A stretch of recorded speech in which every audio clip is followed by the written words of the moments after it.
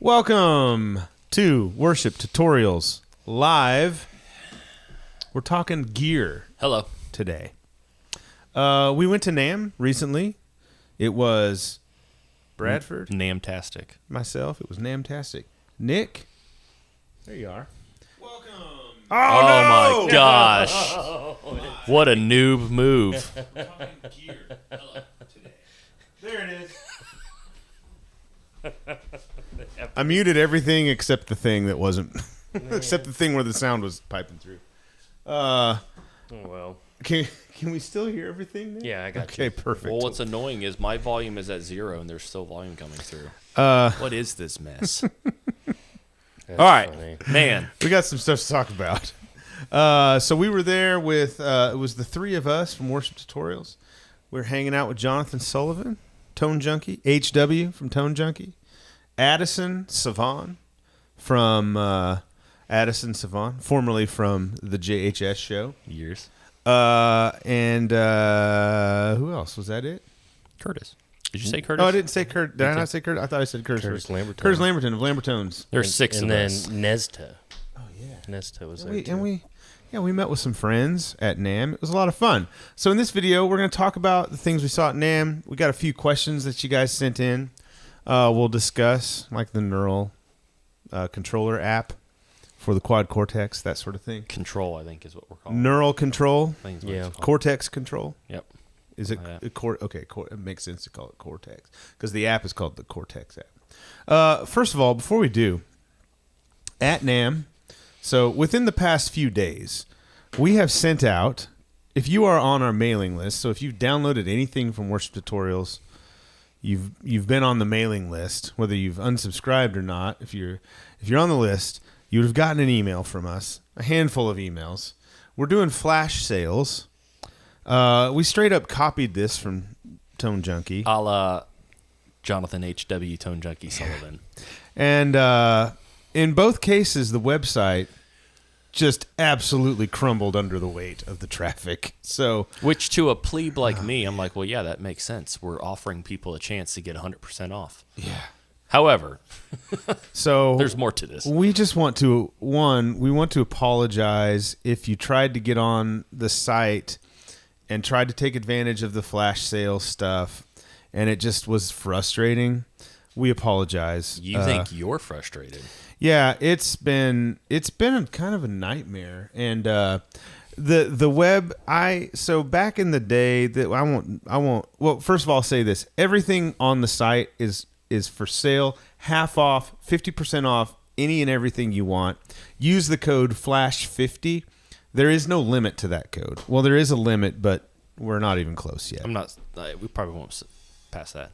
Yeah, that code is going to be good for at least the next day or so. So if you want, everything is on sale, half off. That's sort of our way of saying we're sorry that things blew up. So the web, there's a company we work with that handles all that, and we're just experiencing some growing pains. So we're going to try and get things fixed up. It just wasn't able to handle the load. Well, we of thought traffic. something was fixed yesterday. Yeah, that's why we sent the second email. And I will say, though, here's the thing. Brian's frustrated for different reasons than me, and I understand why he's frustrated. I don't carry that weight quite as much as he is. I don't think I ever will. That's like his baby. He built that. I did build the site Yes. a long time ago. He did build the site. It outgrew my ability But to handle it. But even then, our guy who, like, that's what he does, this is the thing, and we don't understand this part completely.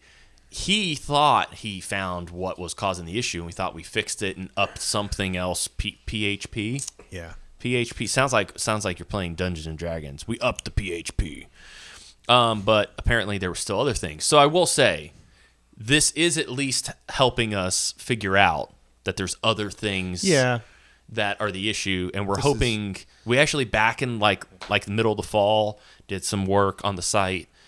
Because really it was pretty selfish because Brian and I were very tired at trying to find an order for somebody and it taking like 3 minutes to load because there were like how many hundreds of thousands of orders? It was a lot. It was a lot. Like, wasn't it close to 1 million?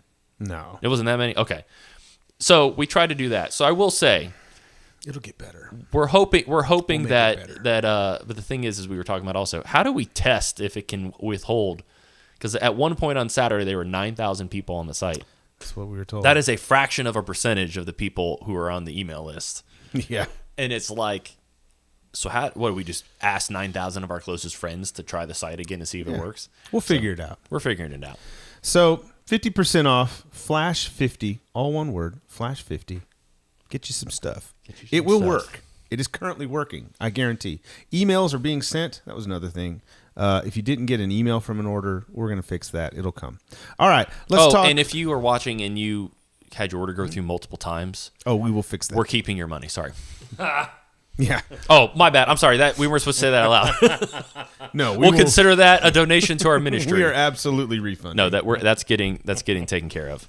Yeah, any duplicate orders will be refunded. We apologize for the inconvenience. We'll take care of you. We sorry. promise.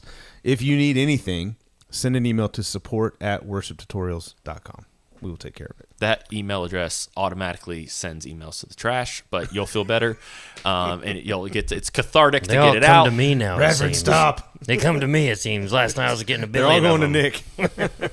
Okay, let's talk about NAMM. What's the cool? Okay, all three of us. The first thing I want to do. All three of us say, what is the coolest thing that you experienced at NAMM this year? Could be anything. Who wants to start? I had something earlier. Now I can't remember. And I was like, I don't think I was expecting that to be my thing. It's if I didn't know this was happening. It's like I didn't know. Okay, well, so for me, All right, Nick, go.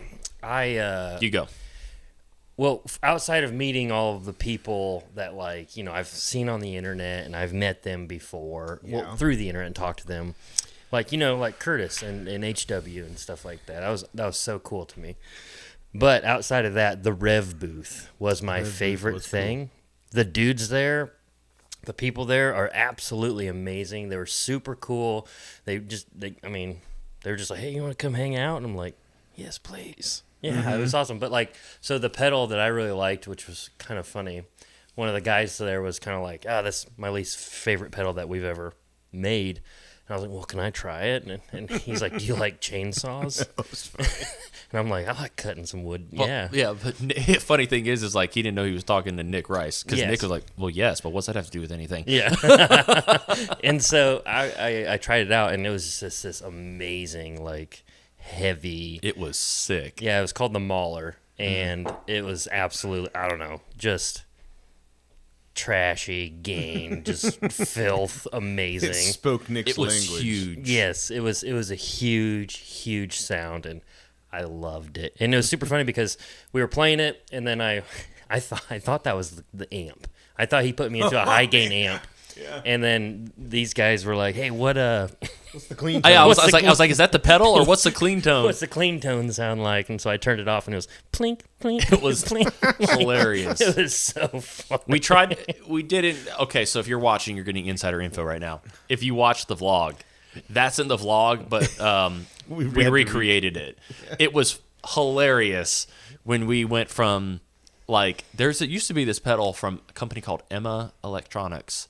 And it was called the Pistuatu or something weird like that. I think I showed you this one time because of how gnarly it was. And it was the exact same experience when I was watching a video. I mean, you thought you were plugged into a 5150 or something. It was that kind of sound. And it was that pedal doing it. The amp was extremely uninspiring. The clean tone, which actually, if you're trying to showcase how cool that pedal is, it was perfect. Yeah. So that was probably my favorite thing, truly. I really loved the Rev booth, everything they offered there. The new amp, the D25, I thought that was really cool. Was good. And it was awesome because Sean Tubbs was... Yeah, he demoed it for us. And he took pictures and was just a real cool dude. And I took the pictures, so there's no evidence that I was there with you guys. Oh. But... There is. You were in my video I took. There. What was funny is Sean was in the room with us, and he was walking us through how to use all this this new, what was the amp, a D25? The D25, yeah. So it's very reminiscent of their D20 head, but it's that's the Reader's Digest version. And I was like, Sean, I really appreciate it, man, but you're in the room can I just hear you play it? And like, awesome. he's such a humble guy. He was like, I don't think I could do any better than you. And I'm like, bro, what are you even talking about? Yeah. So he takes a guitar, does some like diatonic thing, and it was amazing. My brain has started working, and I remember my thing. But we can keep talking about Rev. I'm just giving that. Oh no, we're good. We can move on. I just were- really liked them. They were really cool. They were giving out Sean Tubbs' signature pedal like tilt. Sweetwater candy. Yeah. That's true. We all got one. Yeah. Oh, it's awesome. Oh, it's good too. There, if you ever go, I'm so glad I remembered this. But I know Nick appreciates a good hat, especially free. Oh yeah. And I remembered I saw the Rev thing, or I saw somebody wearing one actually, and we had just walked onto the floor. First thing we did, I said, Nick, Rev gives away free hats every year, and they're always like classy, straightforward, and great. But every year I forget to go, and I'm always, by the time I remember, they're all gone. We should stop there first and get a hat. And we did, and the guys recognized us or knew us, and they brought us in, and we were talking to them. It was a very cool experience. Got a hat, Yeah. got a shirt, got a pedal.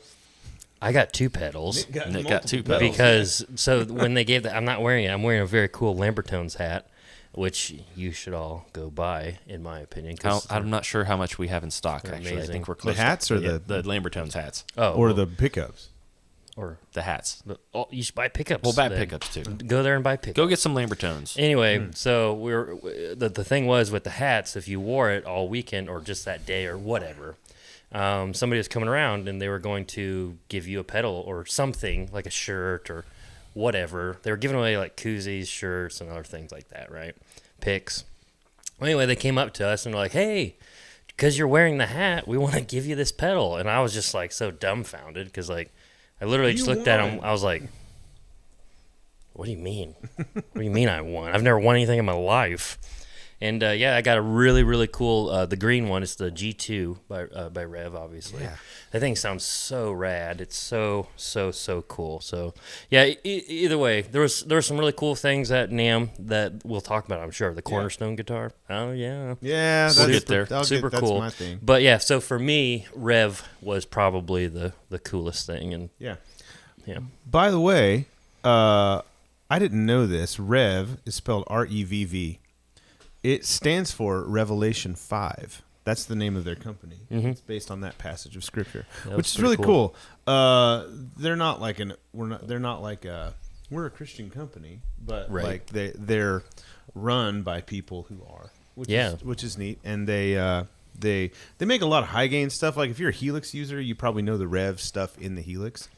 But they're coming out with some more vintage type stuff too, like the D20, the D25, the tilt pedal. It's pretty neat. All right, Bradford, what you got? So, I'm a Brothers Landreth, Joey Landreth, Ariel Posen fan. Yeah. Hardcore.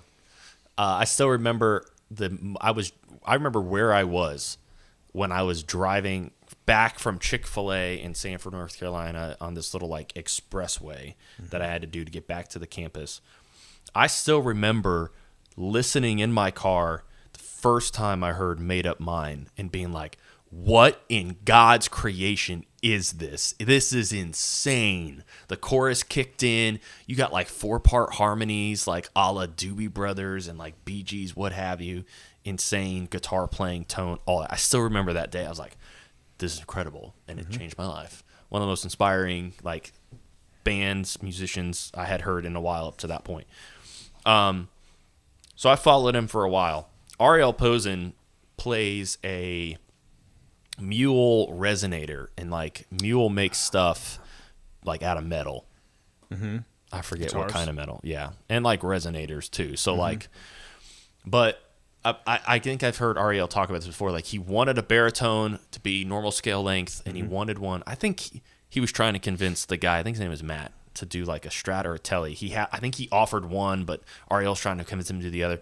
Either way, at the show was like this like red, was it Fiesta red? Isn't that what's your Shelton? That's Fiesta red. It was in that vein. It was like a Fiesta red, like Strat 2 pickup. Like the bright red would be candy apple. yeah. Red's a That's little more- Fiesta. Yeah, it's more a like little that more- one. Yeah. It's like 2 pickup Strat style like normal scale. Well, I don't remember what scale length was for sure, but it was definitely not like a baritone scale length. I plugged that in, and I was like, that is 90% of the sound I hear when Ariel Posen plays. That I'm like, I need that. And then of course there's on the amp, it was a Hamstead, which is appropriate because that's like a big TPS thing. They always use the Hamstead stuff. And it had trem, and I couldn't hear too well. It sounded kind of harmonic-ish, but I turned that up, and I was like, I'm basically Ariel Posen right now. Like, where's my pinky slide? So I saw a lot of other things, and we can get to other things, but I'm going to need to get me a mule. Whether or not I ever use it on a Sunday is yet to be seen. It's real thick. You should get one. It's real thick. A baritone in its own right is real thick, but to use a baritone that's like, it's a hollow guitar made out of metal. Yeah. But it was so cool to be able to play that thing. I've wanted to try one for so long, and like it was just me and an amp, and like NAMM was dying down, but it was also still pretty crazy, and I was just sitting there playing. I was like, I really wish I could buy this thing. How much do they cost? Are they expensive? They're up to $3,000-ish. Yeah. That one had a note that said 32, and I don't know if that's like a NAMM discount. But yeah. I mean, they're aged anyway, so you can't really. That's kind of aged guitars are cool because you can't really tell if you scratch them up. That's one reason why I like them. Yeah. But that was the biggest thing because like I'm still riding that high. That's awesome. So cool. Yeah. So my thing is we found our friend Emilio from Cornerstone. That dude is the truth. He is awesome. He's such a great dude. So if you're not aware, Cornerstone, Bradford, you've known Emilio. Yeah. I'd met him, but I hadn't interacted with him as much as you have. Yeah. So he and his wife, and then what was the other? Lorenzo. That's like his business partner. Yeah. So they've run Cornerstone Effects out of their house in Italy. And you might know Cornerstone from the Gladio pedal. Like, that's a pretty popular one from them. They have some new stuff coming out. What are their new pedal? What's the red one that you got? The Imperium. The Imperium. It's the Gladio SC, which is the Gladio, one half of the Gladio with a clean blend. And then it's his Antique, which is his Tube Screamer, which has got to be the best sounding Tube Screamer I've ever tried. It is a great pedal. I'm definitely going to... I need to get my hands on one of those. It's really cool. So that pedal is awesome. And so he's coming out with more like drive pedals, but at his booth, Brian doesn't care. He has something else. Yeah, at his booth. Well, so there's a bigger story arc here. If you watched I bought a Gibson 56 reissue Les Paul gold top with P90s. I made a piece of content on that guitar at Worship Tutorials saying, I don't know, I think it's called We Have to Talk About This Guitar, and it's like I talked about how it's the best sounding guitar I think I've ever played, but I don't know if I've bonded with it. And I'm sort of in this quest to find guitars that really speak to me. Like, we have opportunity here at Worship Tutorials to play lots of really cool guitars. And they're awesome. I don't want to downplay like how great all the guitars that we get to play are. But some guitars just speak to you more than others when you play them. Everyone who plays guitar has these experiences. So Emilio, or Cornerstone, partnered with a builder in Italy, Giordano, I think. Yeah. And they're all, it's like all custom, handmade, no CNC, like the old days. And he had a gold top Les Paul style guitar with a humbucker in the bridge, P90 in the neck, semi-hollow with an F-hole, Bigsby that felt amazing, and it was aged and it was like everything I wanted that 56 Les Paul reissue to be.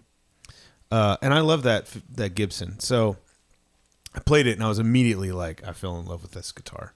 And I told Emilio, I was like, how do I get one of these? And he's like, well, it's a single guy making them all by hand. Takes, like a year, and they're not cheap. And I said, how do I get one of these? Is there a mailing list I can get on? And I don't think I think he needed to talk to the guy. So the next day I came back. Yeah, I kind of got the feeling like, they're not really available. Because it was a guitar that Giordano made for him, for Emilio, like he had spec'd it. There was, Emilio had been telling me about it, and I didn't really probe him and to find out all the details, but he did make it sound like the goal was to make them available. Oh, yeah. Yeah. So I think the next day I went back to the booth and I said, how do I get on the wait list for one of these guitars? And he's like, I spoke to the builder. You can get on the wait list. So hopefully I'm going to be able to acquire one of these guitars. And they're not expensive, or they're not cheap. They're very expensive. They're handmade. not expensive. I'm getting 5. Handmade guitars. So I'm probably going to let something go, a couple guitars. I might be selling that Gibson Gold Top is where I'm going with this. As long as I it's don't not think- me.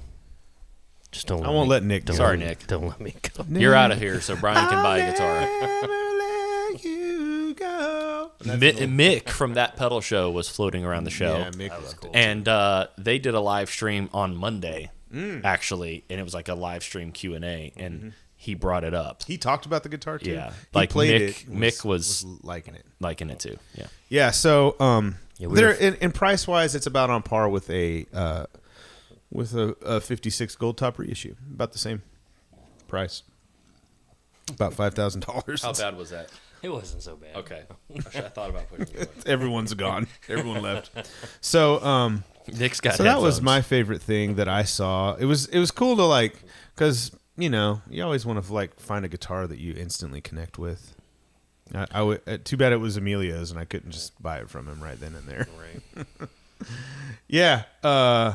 Curtis, Curtis was with us at NAMM, and he just commented, the private showing of the iconic guitars was rad, he said. Yes. That was cool. Yeah. They had like a suite in the hotel connected to the trade show, to the NAMM show, and they've got new single cut models. What do they call those?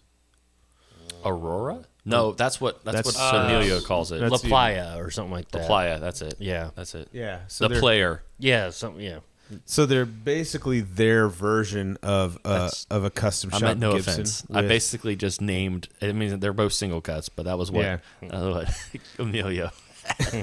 Yeah. Sorry. Go on. So it's like their version of. I was thinking the Sir one. That's the Ara. Sir made a single cut too. He did. They did. $10,000. I mean the Iconics are pricey. The Cornerstone Giordano these thing are is all pricey, very but expensive the guitars. Sirs are like $8-9 grand. Different level of pricey. The one other reason is I think they're trying to sell the Sir. Mm-hmm. They're trying to sell the fact that like I think John Sir himself is making Yeah. them, Yeah. and so you're kind of like cream of the crop there. Yeah. Like hand carved. That's one reason. Like Les Paul style guitars are expensive because those tops are carved. Yeah.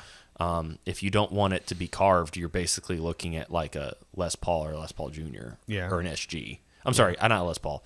Like the Les Paul Juniors or an SG. Like that's Yeah. when they're like that's how those like More beveled. the history of those guitars actually started with the SG, and that's more like a slab of wood, right? As opposed, it's like Telly-ish in that regard. So Yeah. So the iconic stuff was very cool. It was like a very modern player forward take on Yes. a single cut Les Paul. it was, which I loved. There was contours on the body like you would expect from a Strat. Very like if you have a Strat, pick up a Strat and look at it. The top of the body was more Les Paul-ish, but the back, the contours up top for like rib cage, and then like on the bottom. I mean, it was nice. Yeah. It made me be okay with the idea of a single cut. Yeah. So I find this interesting. The three of us, all of our takeaways involve Nick was basically amps and pedals, Yeah. right? So Bradford and I both of us was a guitar. So, but here at Worst Tutorials, our secret sauce is like all the digital stuff that we also love. So it's interesting that we go to this trade show, we go to NAMM, and it's like the digital stuff is not what drew us in. But I will say, and this is a nice segue into, we can talk about Neural a little bit. There really wasn't a lot of new modeling digital tech on display at NAMM. I will say though, if there was, and we didn't get to it or hear about it, Yeah. does that say something? I saw there's people who I are don't think there hardcore was. head rush, and like somebody made a post about like let's talk about NAMM and stuff, and some guys head rush Prime will steal the show. I was like, well, I don't think they're there. Was Headrush there? I don't Yeah, I think didn't so. see it. I saw the new Helix.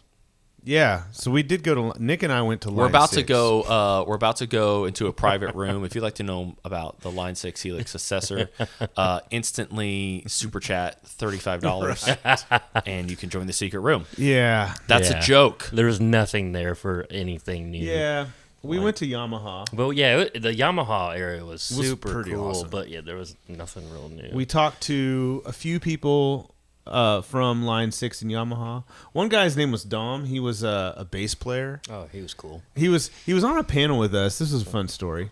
Mm-hmm. And he was like, "Yeah, I've played bass on a lot of like worship records." And so we went and found him at Yamaha, and I was like, "Dom, what have you played bass on? Like this is really cool." This was when he was giving his bio. Yeah. And, the way you said it sounded like he just randomly met you and was like, he "Oh, just I've threw it played out bass there." on a Yeah. lot of." No, when we were on a panel and Right. Doug Doppler said, "Hey, just give us your history and your like a short resume to let us know who you are and what you do." So. Yeah. So he started naming all kind of stuff, Torrin Wells. Then he was like, "Yeah, I played on the latest Planet Shakers album." And You're like, what? I looked at him. I was like, "Dom, you know who plays? Like, you've seen the bass player from Planet Shakers, right? Yeah. Like, you must be legit." And he was like, I don't know why they asked me to play on it. "Because Planet Shakers bass player is unreal." Yeah. Just go listen to like the Christmas. I think the best example is to listen to their Christmas EP from like a few years ago. That's where he really got to tear it up. He's nasty in a good way. Yeah. All right. So that was cool. He showed us like if you're a bass lover out there, we got a nugget for you. I was like, "Dom, tell me what the bass amp to get," and he showed me this like $5,000+ Ampeg. It was cool. Stack. And then I said, "Show me how you would dial it in." I was like, "Because I'm gonna make a preset out of it." That's true. We were right. all filming it and everything. I was like, "Nick, get this on camera." So we're basically gonna make Dom's patch. Yeah, That's what right. it's gonna be called. That's funny. Well, he works for Line 6. Yeah. He actually, Yamaha is the parent company, right? Yeah, Yeah. well, he's with Ampeg. Ampeg, now. Yeah, but he's yeah, an Ampeg. It's all under Yeah. Yamaha. He actually, I don't know if you guys have seen this. Have you seen like the new Ampeg direct box bass rig thing? I'm in like a couple bass groups. I just like to keep my pulse Oh, yeah. on things, my finger on the pulse, however that Christianese All of it. phrase goes. He designed it apparently, so that's pretty Dom cool. did. Yeah, That's awesome. that'd be sick to check out. Yeah, so we're gonna have Dom's settings coming out in a Helix patch. First, we got to confirm that they. Oh, sound Dr. Bad Llama, don't get too excited. When he said more stuff, he literally means like that one thing. Somebody's like, "I'm excited for more bass stuff." I'm like, Yeah. it'll be the one thing. The one thing. Yeah. Don't get Well- too excited. Yeah, well, we made friends with Addison. We are who's a not bass bassers. player. We are Yeah. not He's a bass bassers. player. Addison's awesome. Addison is. Yeah. He also does great video and audio work. So So we went to Line 6. They didn't have much of a presence at NAMM. They were just kind of tucked in the Yamaha booth. So Yeah. we await what comes next from Line 6. It's coming. Yep. we have no But idea. we don't know what it We is. have no idea. Yeah, I would say probably one of the coolest modeler type things was, two things for me was the quad cortex control, the desktop thing. Bradford and I got to check that out. That was really cool.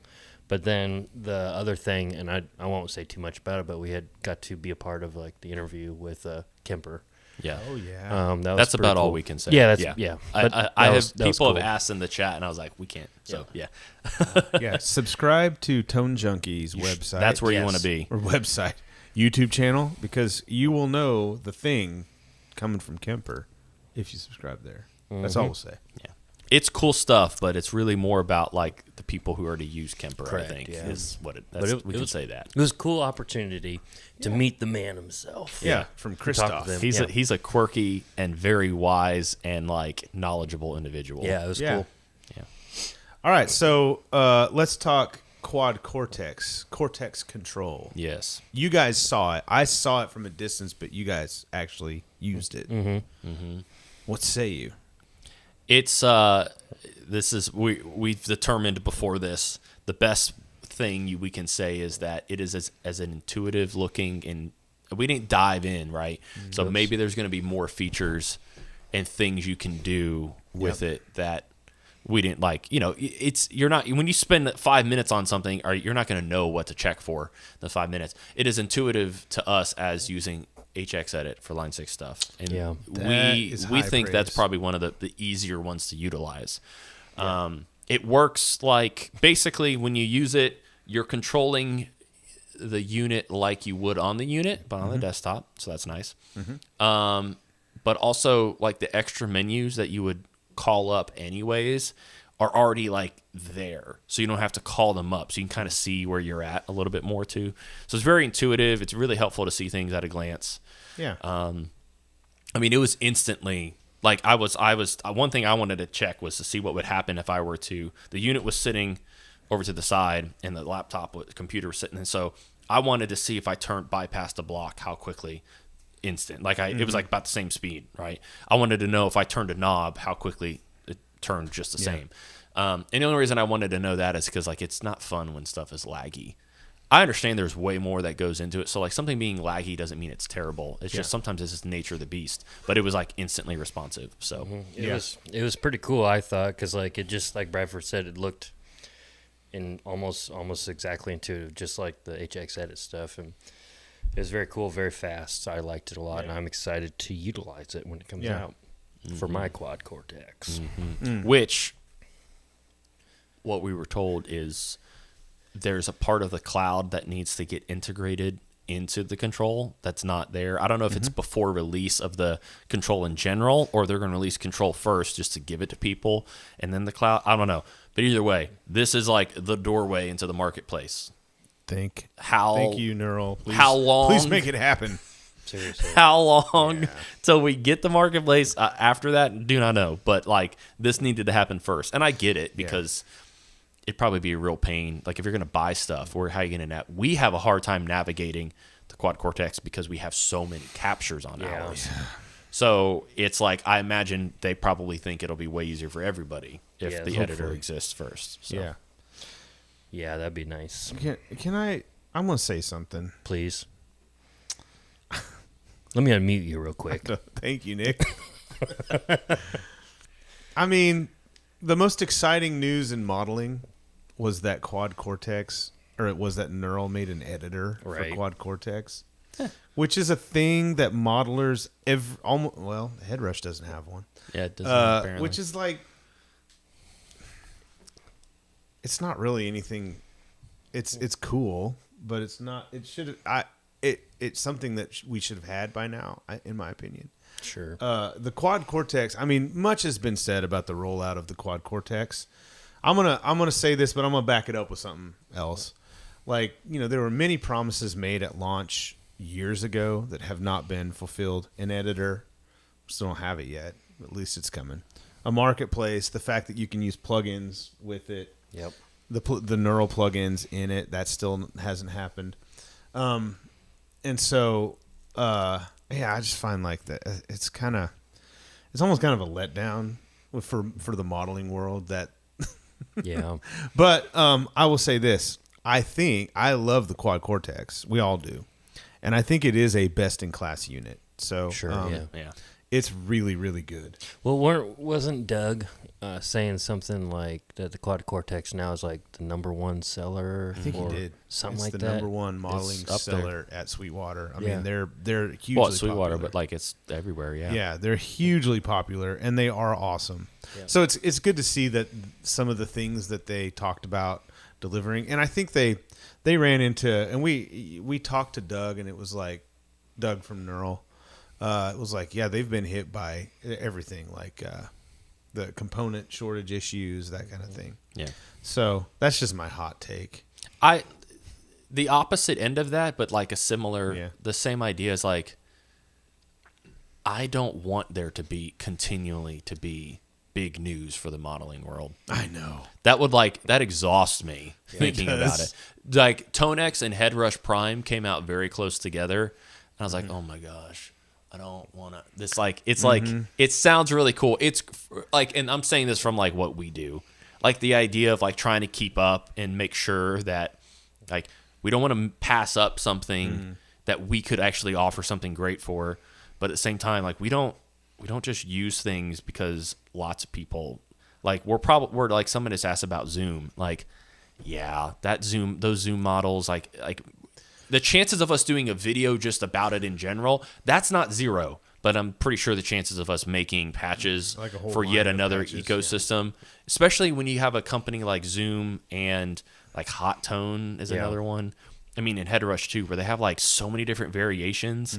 It's like, well, how do we know which variation would even be the one? Yeah. Because it's like, we don't want to do the most expensive one because that's why people are choosing these other options because they're cheaper. Yeah. But then it's like, like we don't make song patches for Pod Go because it's very finicky. And you can, but the second you adjust something, you could just like destroy your whole patch. Like I know there's people like David Hislop makes song patches, like Bethel song patches. And if people love them, that's great. Like you should go if you want a Bethel song patch, chances are David Hislop has made it, like for all the units. For everything. You should absolutely go support him because he made the sounds and then he made the patch. And he came up with the parts and everything. Right. Yeah, but we have a hard enough time sometimes with stuff glitching out or updates screwing things up. So he's like, Yeah. Anyways. I mean, I could camp out. I'm in a bit of a salty mood because of all the web stuff that I've been going through. I was up till like 4 a.m. last night trying to get emails to send, and I was unsuccessful. I'm so sorry, brother. So I could talk. That's probably why I came in with the Neural had an editor. That they I don't should have had disagree for with a you. long I don't disagree. I'm just saying the opposite end is like, I don't Yeah. think I could handle big news. Yeah. Like There's a another lot. company coming out swinging and like saying we created, I was like, I'm actually glad. It gives me a little breathing room Yeah. as a personal favorite of myself. Yeah. There's some questions coming in that I'd like to answer, but we saw Tonek. IK Multimedia was there. Yeah, it was bad. And we talked to like the product manager for Tonex. Super nice guy. And I asked him, I said, because IK is a large company. They make a lot of stuff. They make like software. They make different kinds of hardware, recording kind of stuff. They make microphones that you can plug in. It's kind of crazy. Stuff. Yeah. They're like Yamaha. Yeah. They make a little. Yeah. Except Yamaha is like, hey, this is a great piano. Weird thing though, I really need a new motorcycle. You're not going to believe You're not this. gonna believe this. I have a jet ski for you. It's crazy. Anyways, So I asked him, I said, so what was IK's like projection for Tonex? Like what did you expect? And then how Tonex is being received? How did it compare? And he said it blew them away how successful it's been and how much people love it. And the more we use Tonex, it's awesome. It really is really good. it is. It is. I think the captures are just as good as anything on Kemper QC. It's just, the form factor, whether it does the thing you want a modeler to do, like as far as 1 amp and a pedal that you put on your pedal board and integrate it that way.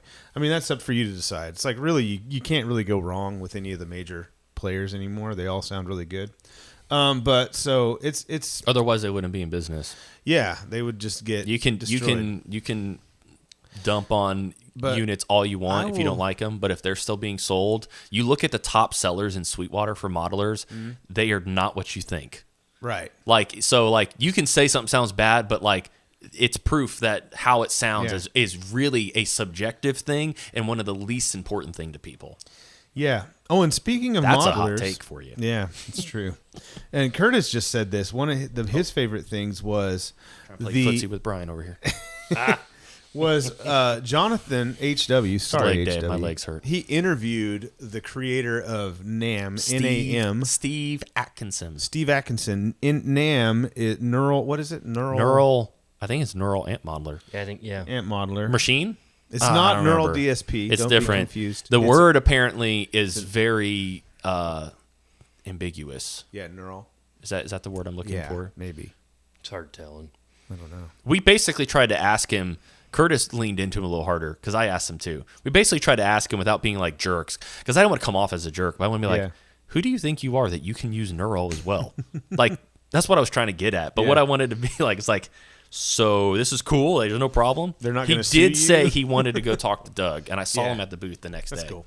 Anyways, So he created an open source capture technology called NAMM, Neural Amp Modeler, and apparently it's very, very good. So Jonathan interviewed him about why did you just build this thing and do it for free. It was really interesting. So again, you'll want to see that on his channel. Funny thing is literally his answer was just to prove that I could. Right. That was his answer. This guy was obviously very intelligent. He's very smart. You could he was breaking things down and talking and stuff, and I was like, yeah, I can't hold a conversation with this guy. He was, Yeah, I can't. He was smart. We got some super chats, by the way. And I'll say this about, yes, thank you, Austin Stokes. Austin, you have a question, and Cole Perkins, thank you. Cole says, thanks for all of your glorious HX Stomp patches. You're welcome.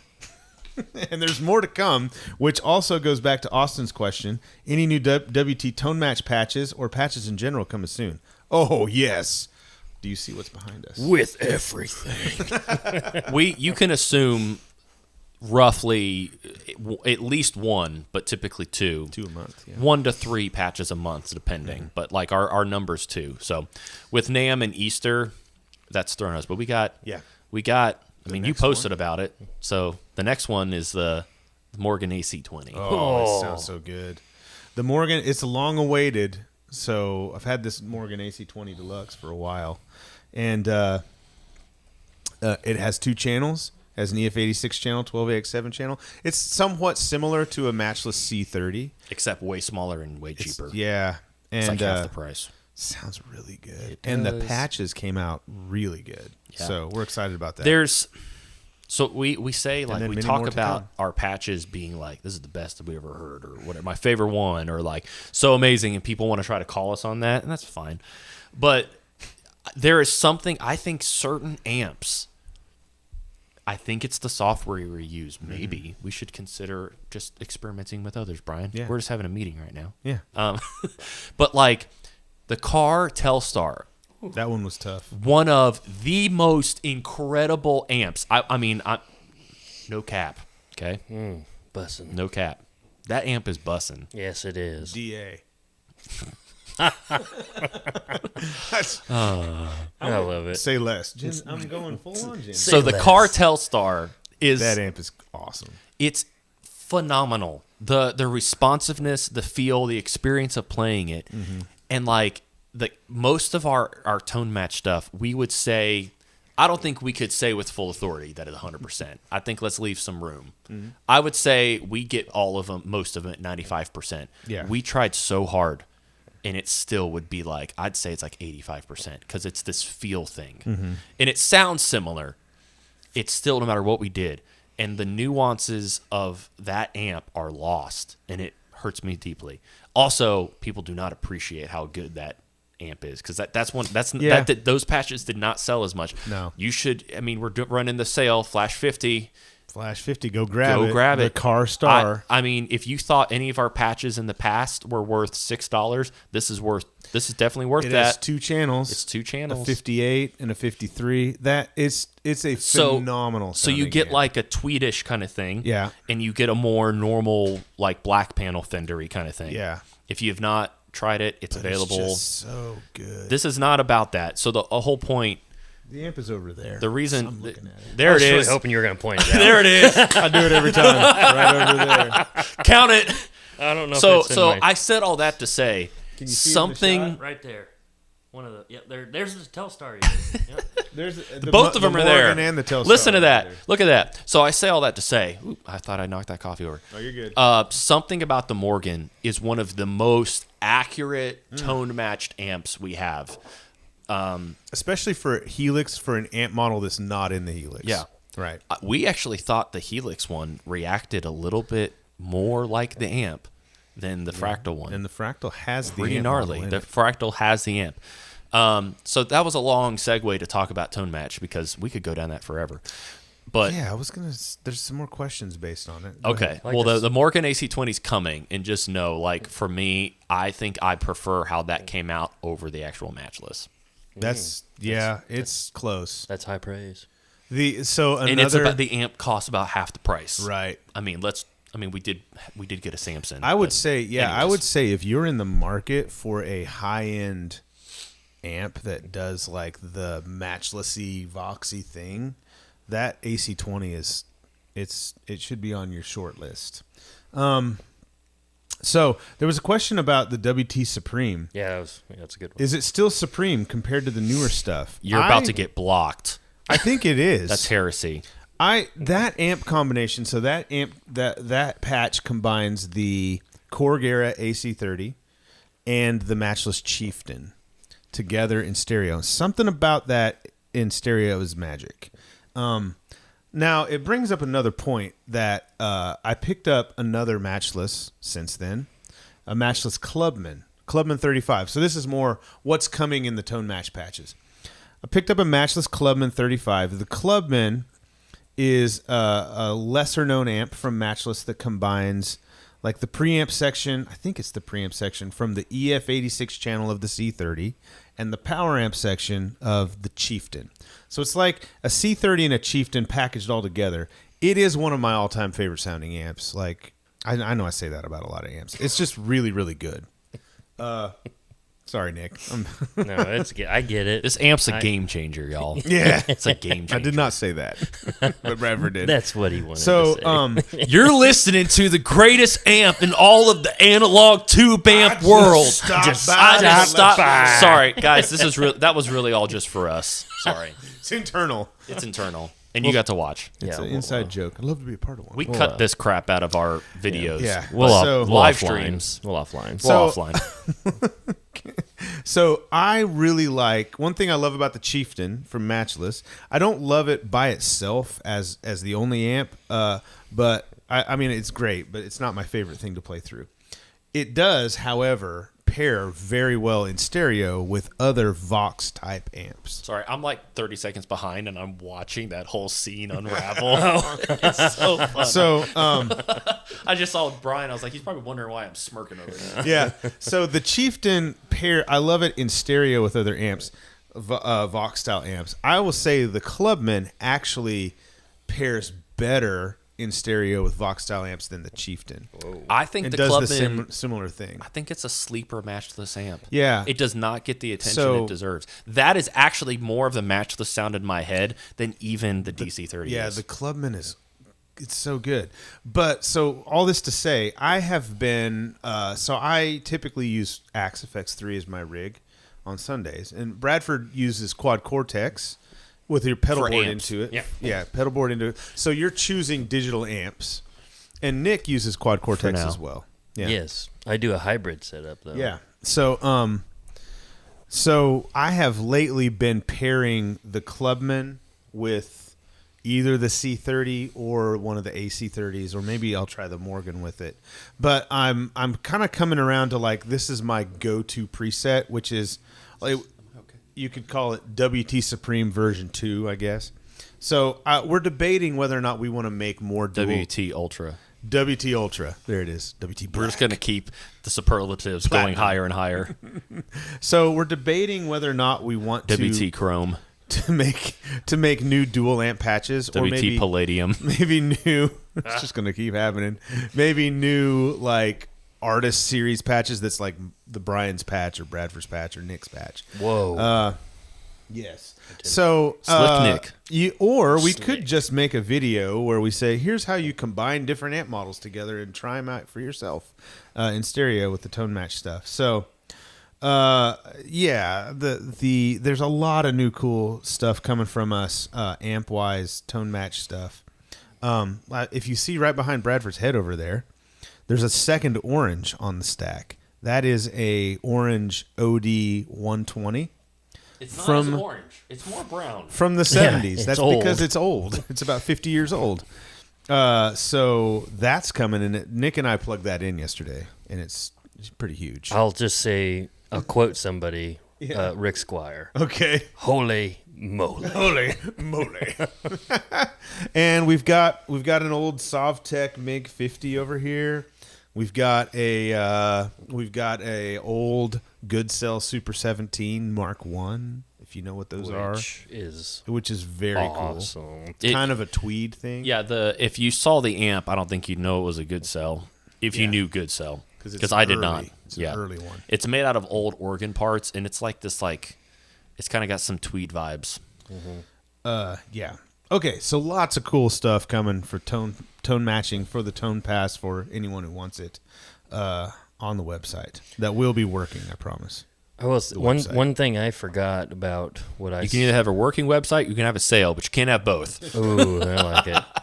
One thing that's not sorry if we're ready to move on, but I really liked the Eternity by Jet Pedals. Yeah, I thought that was a really cool delay actually, and that's going to be a really fun one to do some demos with. Yes, I think. for sure.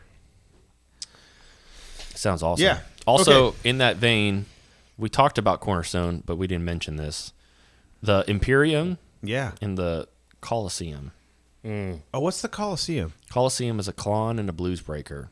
Oh, that's cool. So the Klon side has a dial where you can not just change silicone or germanium, but like you can blend between them. So like a normal like whatever you call the dials that like take you from like 7 o'clock to 5 o'clock, basically, right? Yeah. Like they don't like it's not a full whatever.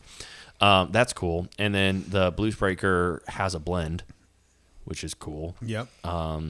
So he makes such high quality stuff.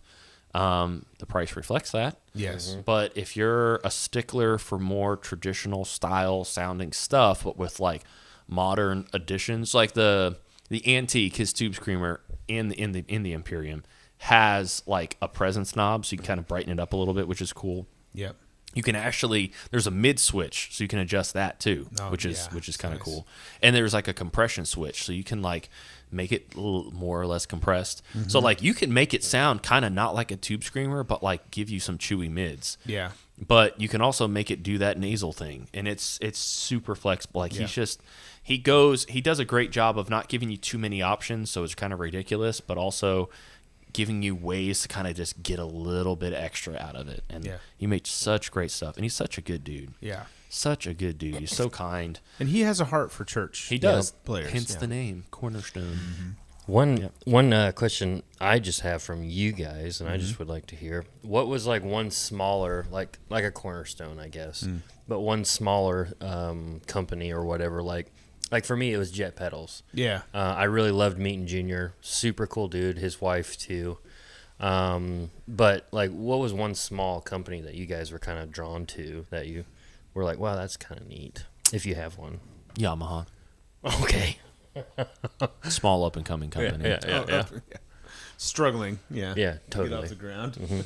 No, Cornerstone is one, newer. which is why I'm like, because I mean, in Jet, you mentioned Jet also. Like Junior gives you so much in such a small pedal, and I think some people look at it, and that's the trick with it, is like he's trying to make a pedal that can do a lot in a smaller pedal, but also to keep prices down. And if all you're doing is looking at it, it'd be easy to overlook some of his stuff. Because you look at like, well, that's not a lot of control. I don't want that. Yeah. But at the same time, the opposite end of the spectrum, if you're somebody who's just started playing guitar and not using anything like that, you could look at it and be overwhelmed by it too. Right. Yeah. So I could see both ends, because they are rather unassuming pedals if you like are expecting a lot of control. But like MIDI control on those things, it's insane. It's unreal. So the delay sounds really good. Yep. Haven't actually gotten to do too much with it, but that his verb too, it's insane. So I mean, the dude, he wants to try to provide as much stuff in as small as package as possible, and give you MIDI options. Like everything he releases is MIDI. Well, I guess the Red Sea isn't MIDI, but Right. It's a cool function. That'd be kind of weird. But I can't believe you lied. yeah, my bad.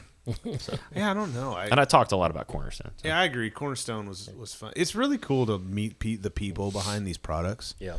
So the people that we probably connected with most would have been Iconic, Rev, and Cornerstone, like that I had the most conversation with, and then some of the people at Line 6, Yamaha too.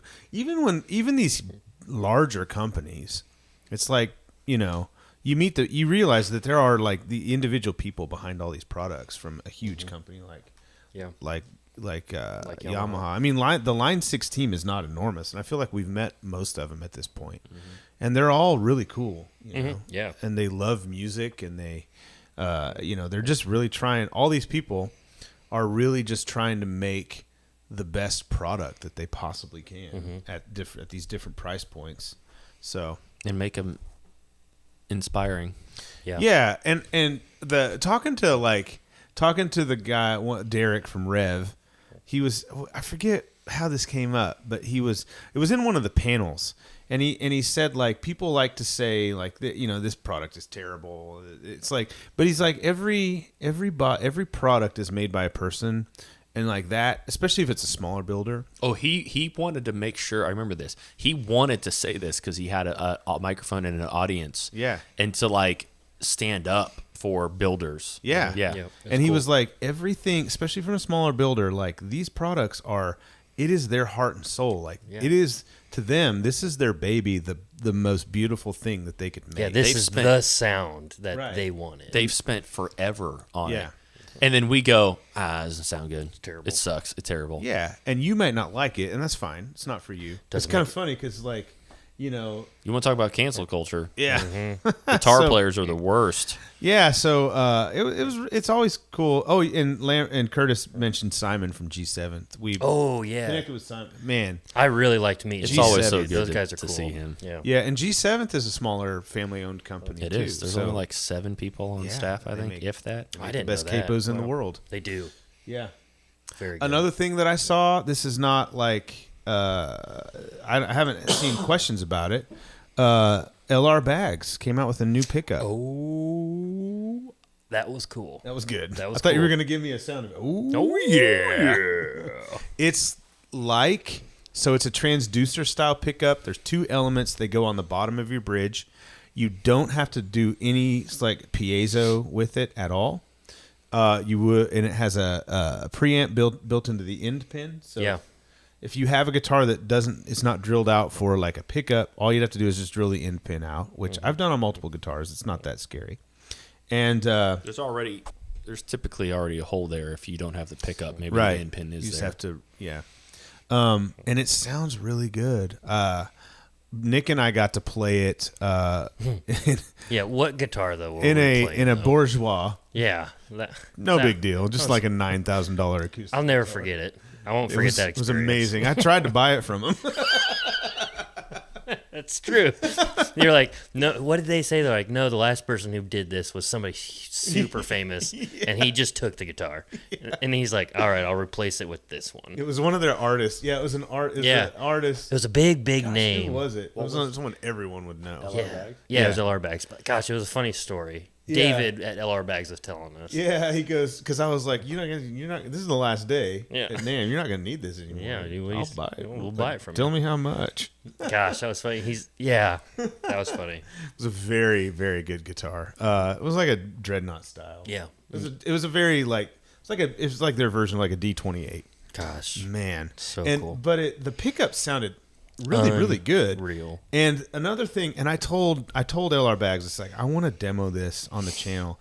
They have this DI called the Session DI, and I've played it a handful of times, and it's like 2 or 3 controls. There's like a saturate control. It's like, and I've watched videos on on what this pedal is, and it's basically like, they said every time we do a video, you plug the direct guitar in, our mixing engineer does the same stuff to it every time. It's like preamp saturation, a little bit of EQ, and a little bit of compression. And they said it always sounds like magic. And so finally they were like, let's just build it into a pedal. And so it's basically like console, preamp, compression, saturation, EQ, all in a pedal with like 3 knobs. And every time I've ever plugged into it and turned it on, it just immediately sounds better.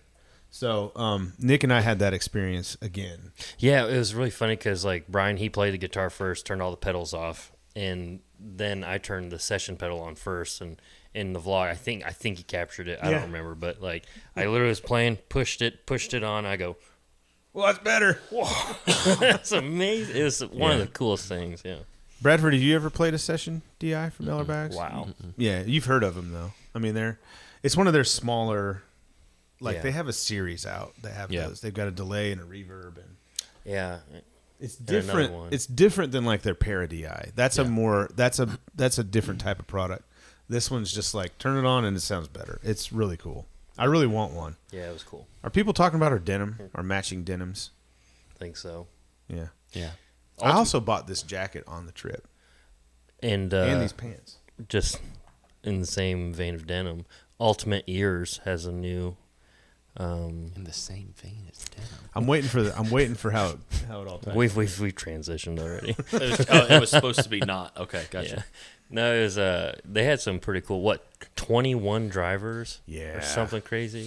We hooked up with Tiago from Tiago was super cool, but we tried them, and of course the guy I switched to next here liked the 21 drivers a lot. But then this guy did as well, and then this guy did too. So they're very good. They were awesome. They're pretty cheap. He didn't tell us what we were hearing. They're not cheap. Which honestly, it's not possible to for everybody to go try them. They do events where they'll come out to your church. And I mean, honestly, if you're trying to get in-ears and you want discounts, see if other churches in your area want to go in together and have a Ultimate In-Ears. All Claire does it. I think 64 does too. Yeah. Just reach out to other churches. I mean, this is completely side note, but other churches are not competition. So no, reach out to other churches, get to know other people in the area. It's a wonder. People say I don't have any musicians. And then I'm well, what worship leaders in the area do you know to ask? Oh, I don't talk to them. I would talk to them because I know our worship leader at Hope, he sends people to other churches. If we have a full week or there's not any. So anyways, side note off my box, they'll come to you and you can try stuff out. And what's cool about this also is, at least Tiago, he's we don't always do it this way, but I do it this way. He didn't tell us what we were hearing. What he asked was for some descriptors on how he liked to hear a mix, and what was important to us. And then he gave us a set of in-ears and asked us what we thought, and he moved us on and didn't tell us. And what we found was what was funny is the first set I thought just had too much bass. I don't remember what set that was. Y'all remember? The 11s. That was the 11s. The second set, I was oh, okay, this is perfect for me. I had no idea, but that ended up being a 21 driver. Yeah. What do they call it? The Ultra? The Premiere. Yep. The third set we tried was the 8s. No. That was the Live. The Live. Yeah. It was the 8 driver. So the 11s were the 4 driver, and the last one was 8 drivers. Yeah, the way they do that with it, that's weird. A little confusing. Yeah. You guys weren't saying that the 21s were actually your first choice though, right? No, not my first choice. They sounded amazing, but yeah, it was something about it was too defined for me. Yeah, and that was the set you said the same thing, because that was what you were was the one where you were there's almost too much character on that reverb or something. You were it was really bizarre to you. I was listening to a John Mayer song and it was I can hear the EQ on the reverb, which is really of his voice. Was cool. Yeah. But my reaction was this is what I want, and I didn't know what I was using. And it's just if you can try them, you'd be surprised, because spending more money does not equate to better. It's just like guitars though too. Yeah. It's there are people who you're going to play an Epiphone, a modern day Epiphone. You play a 60s Epiphone, that's a different thing. They're going to play a modern day Epiphone and be this is way better than a Gibson for me. And I'm glad because it's cheaper, but also that statement. That's what I want. And so I think with in-ears, there's kind of this magical fairy dust. It's 21 drivers got to be better. No, not necessarily. Not for you. Our ears are all different. Yeah. We hear things differently. The way bass gets trapped in your ears with a set of in-ears. The first set, I was just none of them sounded bad. The first set was way too much bass. The third set seemed a little more like it was just a little more hollow sounding. But I think you guys had a more positive experience with that third set than I did, because I heard 4 seconds of a song. I was nope, I don't want those. Yeah, that was interesting to me. And you guys were these are I like these. I was anxious to hear it after your reaction. And they did not have the same reaction. So yeah, if you can do that, reach out to Ultimate Ears or any company, and see if you can do something like that. See where their headquarters are at. See if they're at. There's various shows they go to also. Because I know there's stuff that's not always as big. There's some Dallas guitar show coming up, I think, and people are there. Nashville always has stuff. There's always places you can go to try things. Yeah. So. Yeah. It's the same with guitars. We were hanging out with Nesta. Is that his name? Nesta? Yeah, Nesta. That's his nickname. Well, his name is Miguel, and he That's was right. Everybody in Mexico is named Miguel. So Juan Miguel. he does gear demo. He does patch demos for Tone Junkie. He's very good. If you ever watch Tone Junkie, you see a guy playing a Daphne Blue. I think it's a GNL. He plays the Ricardo. Jazz Master. Oh, he plays Ricardo. Yeah, that's what he's telling me. I think that is a Ricardo actually. It's a Daphne Blue Jazz Master with ristrettos. That's yeah, him. because he was talking to me and he's like, "You have a lot of really nice guitars." I said, "Yeah," and he's like, "What's your favorite one?" I said, "It's probably the MJT Thin Line Telecaster." He's like, "Really?" It's like that wasn't that expensive, and it's not like it was cheap, but it's like it's one of the least expensive guitars that I play, and it's my favorite guitar. So it's like as you said, it's the most expensive thing is not always Jimmy Rod. It's not always the best thing for you. No, right. And it's good to trust your own. I always say it's okay to like what you like. That's the thing that we always say. But it's also good just trust if you like something. Just trust your own experience. You don't have to be influenced by, don't be swayed. Think of that scene out of Zoolander. Do not be distracted by all the beautiful people. Like you don't have to. Don't be distracted by like what you read on forums or social media. It's like you don't have to have the most expensive, the latest, the greatest. If you like something, then it's good. If it works for you, then that's what you should use. So the proof case for that is I bought a Matchless Lightning and was going to sell my Blues Junior. This is always a good and story. I was like, nope. Lightning's not for me, and I wanted it because I thought they were the coolest things, and I sold it. And the Blues Junior, not a stock one, it was like this like special pro guitar shop, rest in peace, with like a hemp cone speaker, which smoothed things out a little bit more. But like that thing was like $700. Yeah, a Matchless was like $2,700 or whatever, and I was like, I don't want that. You kept the Blues Junior. Get rid of it. Kept the Blues Junior. And then you got rid of the Blues Junior. And then the Blues Junior. Well, that's because I was playing Kemper, but yeah, has come back to us. There is one that it has come back. Not that specific. It would be awesome if you could track That'd be down hilarious. That specific. I Blues remember Junior. selling the original green, like forest green Blues Junior to a buddy that was one of my roommates. Doubt that he sold it to somebody who then got it and we got it from. But yeah, But we have a Humboldt edition Blues Junior coming. Tone match patches coming. It's going to actually be cool. We're doing it really more for the nostalgia's sake and to create content more than the patches, but there will be patches. Yeah. All right. So it is 12:06. It is. It's time for us to take off and eat. Are there any questions outstanding that you've seen that we could answer really quick? Anybody? I think we're good. Skylar got here late. Hey, Skylar. Hey, J-Rod. Good to see you.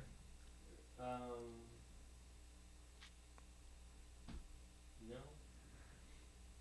Okay.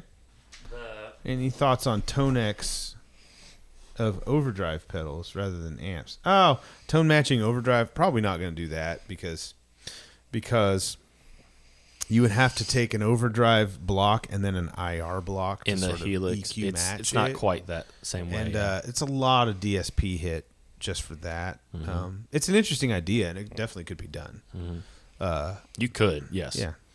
Yes. We'll do the only platform that will be more straightforward to do it with would be Quad Cortex. Yes, or Tonex. You can capture pedals in Tonex, but then your Tonex pedal, which you would typically, which I would imagine most people are using for an amp, would then become an overdrive. I will say it's So an you would interesting need another one. point now that we're saying it out loud. You could, if you wanted to, you could use Tonex for $400. That's not a bad price to pay if you want to be able to capture drive pedals only and use it. It's big too, but so is the Chase Bliss Benson preamp thing. Yeah, you could use it because there's also aren't there buttons for like a triple drive? What is that? Is it A? You can have three A, B, and C. Yeah, 3 presets on it. You can have 3 presets, so you could. That is a good question. You could do that, Yeah. and it would not. I do personally do not think that that'd be a massive waste of money. It's a big unit. Yeah, but it bigger unit. it'd be a cool use. Yeah, I mean you could because you could have 3 drives that you don't own, or maybe you wanted to borrow from somebody. It could be any. And you can use MIDI to control it. You'd have to experiment with how things drop out, like when you swap things. Yes, Maybe it's like too much of an audible blip or cut in audio. That's a good question. But I don't think that's outlandish. $400. I mean, get one used even. You know. Apparently there was an issue. Not an issue, but the way Tonex used to do things is you had to turn around and then buy the software for the computer, and like people were like, "Oh, that seems like a bait and switch." Yeah. And I don't know. I didn't read enough to know how it was, and I think you told me it's been fixed. But initially, it was like the software was $200, right? Yeah. So you bought the pedal. If you bought it from somebody used, it's like $325, $330. You know, then you still like you paid more for it used than the person who bought it new, because when you buy it new, it comes with the software. Yeah. But it can't be transferred. But I think now it can, right? Yeah, I don't know. They did something. Yeah. The other thing is the Tonex pedal itself does not capture. That's a different. It does not. That's you'd a have to get different something device else. that you have to have. Yeah. But it's something you could do. And St. Andrew mentions you could have 2 Tonex pedals, one for drives, one for amps. You could. True. And what Jonathan at Tone Junkie does is you could do a capture of an amp, and then you could do another capture of that amp with an overdrive in front of it, like into it. And then you can do a third capture with like a different overdrive. And so on your Tonex pedal, you could have like the amp clean is button 1, the amp with a tube screamer is button 2, and then the amp with a rat or something is button 3. So it could do that. Hey, Jason Shadrick from Premiere Guitar says, great to hang with you at NAMM. Hello. That was a lot of Jason. fun getting to hang with him. He's cool, yeah. He's one of my Hi, OG. Jason. I always tell people this. Yeah. It's so cool. He's one of the like first guys on YouTube that I was constantly watching, because he was with Premiere Guitar. He does rig rundowns. So Tim. when he came up to us a few years ago, was like, "Is that the worship tutorial dudes?" I was like, "What? Wait, what? Did somebody just tell you? Are you the Premiere Guitar dude?" Yeah. And he was like, "I use your stuff all the time." I was like, "What?" So we saw him at NAMM. He came up and said hi, and this was a great like prop to carry around. Yeah. He had one of the original like SM58. Well, he was doing a microphones. video. Yeah. Yeah, but it had like the Premiere Guitar like logo on it. If you've seen any of the like the Premiere Guitar rig rundowns. He goes, "I don't know why I waved back at the screen." I don't know why you would have typed that. I wouldn't have, but I love that you did. It makes me happy So- because we're creating an immersive experience. There we go. Hey, look, and Emilio just joined in. Hey, Emilio. Emilio, though, Hey. I think they're still in LA, so it's 9 a.m. Emilio, we've talked about your we've been talking your stuff a lot because it was a NAMM favorite for us. Use discount code WT Tone on the Cornerstone website to get nothing off, except getting a good except to get a good time. Just to get a good time and a great pedal. a good tone. You and Emilio had a little meeting. Yeah. Jason handed me I was like, can I hold the Premiere Guitar microphone? Oh, that's funny. And I had like because Nick was filming and I was like, I'm going to do something clever for the vlog. Yep. And I froze. When Brian says clever, that means dad jokes. I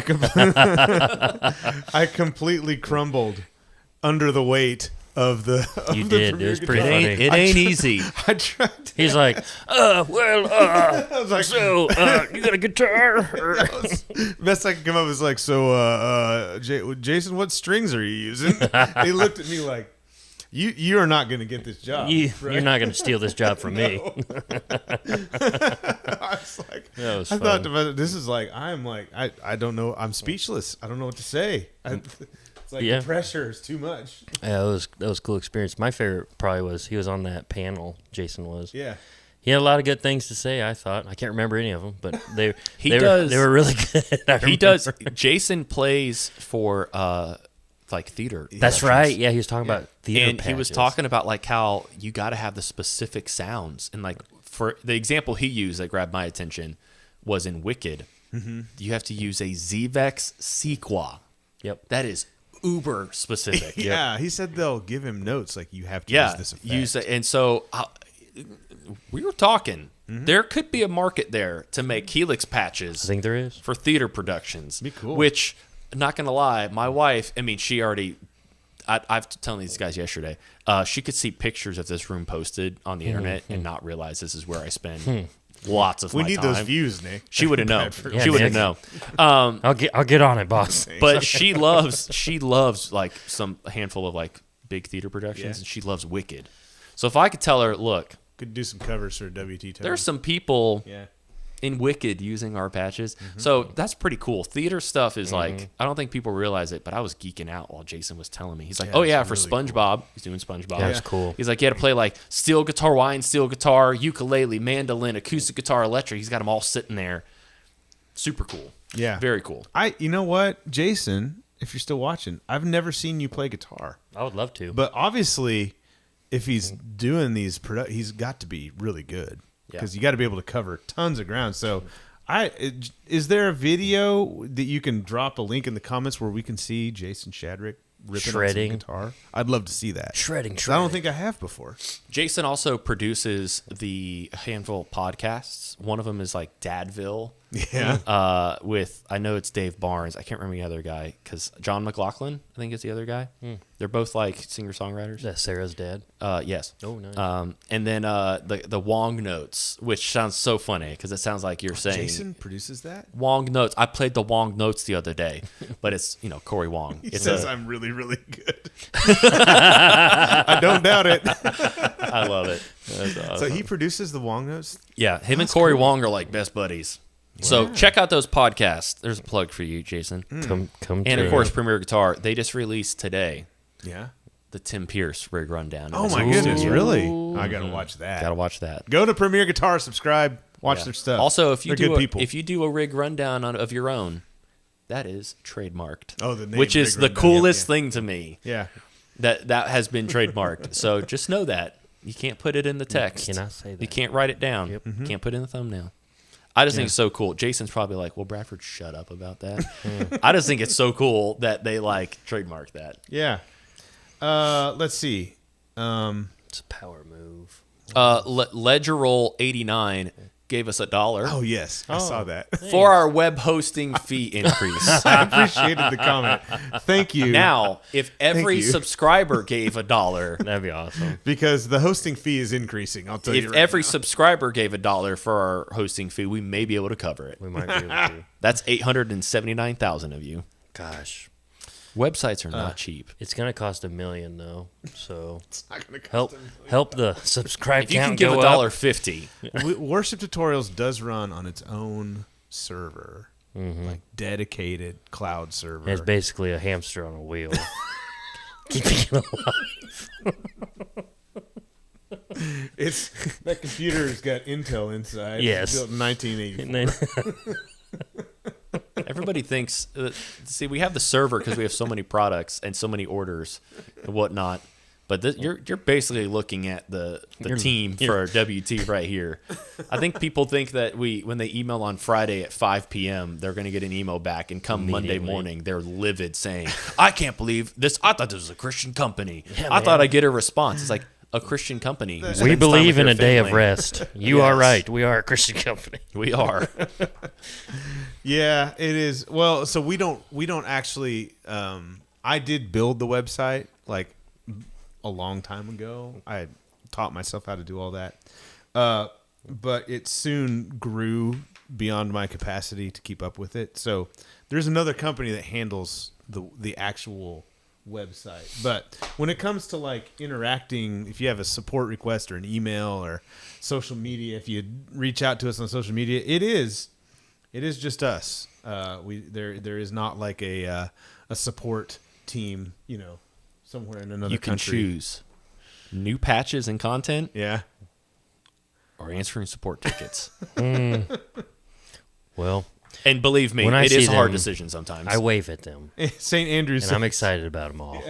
He says, I imagine Brian fiercely emailing me my patches. Now, it's not In the every dark. time I order one. It's not that manual. It is not. No, there are some automated. people on YouTube who they make Yeah. patches, and that's how they do it. They because send them out individually. Because I mean, a website is it can be overwhelming. Shopify ain't that bad if you just jump in. Squarespace, Yeah. it's not as terrible as it can seem. that's It's not what- obviously overwhelming, but I figured it out, and if I Yeah. can figure it out. Yeah. Worship Tutorials is built with WordPress because that was the thing back in the day, and it's too enormous. Would be a massive undertaking. Well, we've to- basically been told that like Squarespace wouldn't really work for how we do things, right? Yeah. And it's the not other built to scale this big. Yeah, and the only other option would be like a complete custom site. Yeah. Which, if you want to see Very your patches rise up to $29.99 each, And- Right. that could be arranged. Support our Patreon. And WordPress is like, it runs some of the biggest websites on the internet. It's capable. It's just the install. I think part of the there's a lot of plugins. If you know anything about it, you know there's like you can put plugins. I don't need to talk about this on this. It's not worth it. We'll fix it. This is a gear. Okay. related stream, so- Deal. Hey, Erland I like it. Riston? Keep trying. I'm trying. Says, and this is I want to share this with you, Nick. Oh, okay. I just want to let you guys know that the video feed is exceptionally nice today. Thank you. All I heard Thank was you. today. Today. Wow. Yeah. As in, like, I'm just kidding. I'm just being stupid. Ignore me. JW, or sorry, HW. He was telling me, or he was trying to get a rise out of me. He was like, "You guys have stepped up the production. It looks a lot like PBS." And I was like, I'll receive that. Jonathan's a jerk most of the time. "Darn you to heck!" Like, man. I don't think he actually likes Like- me. I don't think so either. Yeah. It's funny. Anyways, It's Norwegian. Thank you, Erland. Erland. That's all. That's it. That's How a do you, cool name. Yeah, it is a cool name. It's way cooler than Nick. Speaking of Erland. Norwegian, no, this is Icelandic. Okay. Volcano. Oh yeah, Volcano We Man. watched. I knew y'all were thinking that. We Husavik watched. or whatever. We watched. What's that show? I don't know. I call it Husavik. Eurovision. Eurovision. Yeah. Yeah, Fair I enough. played Volcano Man for Seth, and I think he was kind of into it, but not really. Did he hit the Spjorg note? That was a different song. Spjorg note. Yeah, that's right. Yeah.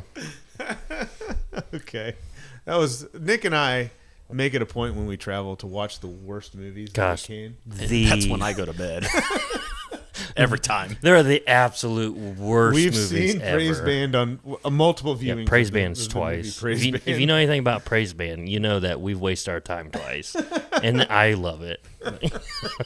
Curtis says, I'd say closer to planet Earth for tone. David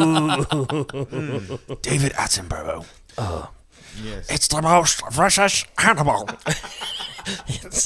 Look, it's Brad. If you look, in the wall. the wild Brian Wall attacks the Gibson Les Paul as he searches for the perfect tone. Keep going. I got nothing. I'm done. I'm I'm done. The longer I talk, the further it falls apart. I'm thoroughly entertained. I freaking love it, man. So if you The watch, wild Nick Rice stands behind, waiting for Brian to say, "I'm done with my scraps." It's I guess I wait around for you to throw breadcrumbs at me. any guitars in the room you'd like to take home? There's several.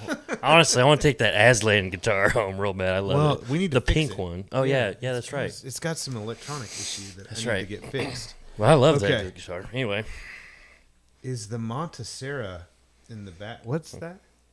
Oh, the plant. the plant. It's It's fake. fake, bro. Sorry, man. Is it Brian, real? It is a real We thing. had like one you can real touch plant. We had one real plant in here. And It Brian really let, does Bri- exist. Brian let it die. It did die. Nick tried so hard. To Nick did Man, try. I tried to keep it alive. There's whoops. There is no light here in this Yeah. room. Plants- We have the power of the yeah, sun. Yeah, we had the power sun, but it's not like It's not the same. yeah, it's not a, It's not real whatever you sun. call it. Apparently.